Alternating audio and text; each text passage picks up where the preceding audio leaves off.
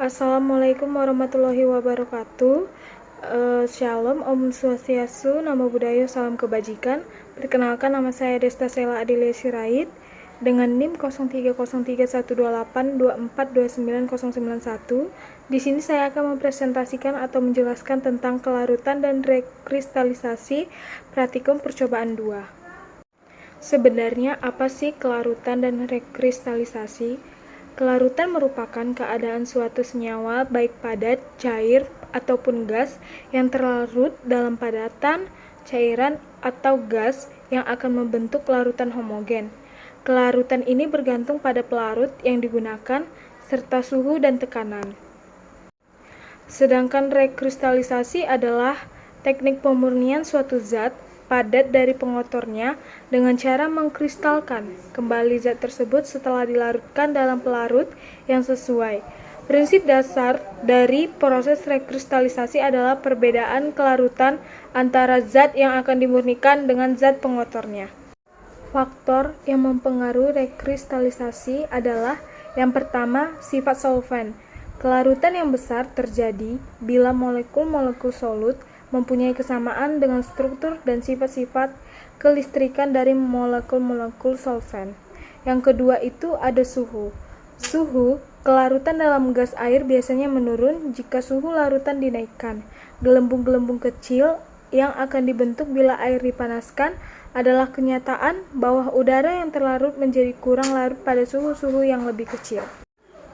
Ketiga adalah tekanan. Kelarutan dari semua gas naik jika tekanan saham dari gas yang terletak di atas larutan dinaikkan.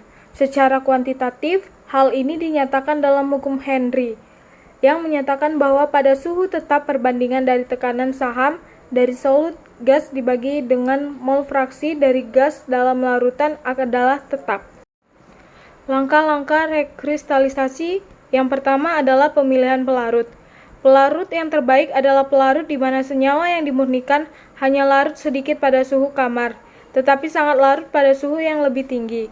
Misal pada titik pelarut itu, titik didih pelarut harus lebih rendah dari titik leleh padatan untuk mencegah pembentukannya minyak. Yang kedua, kelarutan senyawa padat dalam pelarut panas. Padatan yang akan dimurnikan dilarutkan dalam sejumlah minimum pelarut panas. Pada titik didihnya, sedikit pelarut ditambahkan sampai terlihat bahwa tidak ada tambahan materi yang terlarut lagi. Hindari penambahan berlebih.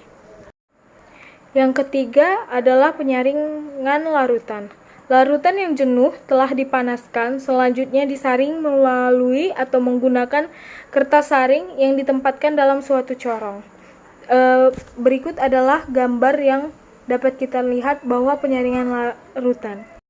Yang keempat adalah proses kristalisasi.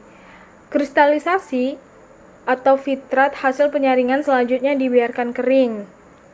Zat padat murni akan memisah sebagai kristal. Kristalisasi sempurna, kristal yang terbentuk itu akan banyak. Larutan harus dalam keadaan jenuh, karena jika larutan telah mencapai derajat saturasinya, maka dalam zat padat akan terbentuk zat padat kristal. Apabila kristalisasi tidak terbentuk selama pendinginan filtrat dalam waktu cukup lama, maka larutan harus dibuat lewat jenuh.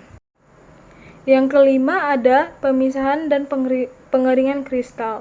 Kristal dipisahkan dari larutan induk dengan penyaringan. Penyaringan umumnya dilakukan di bawah tekanan menggunakan corong Bachner. Kristal yang telah tersaring dicuci dengan pelarut dingin murni untuk menghilangkan kotoran yang menempel. Kemudian kristal dikeringkan dengan menggunakan kertas saring. Sekian penjelasan saya tentang rekristalisasi dan larutan. Terima kasih.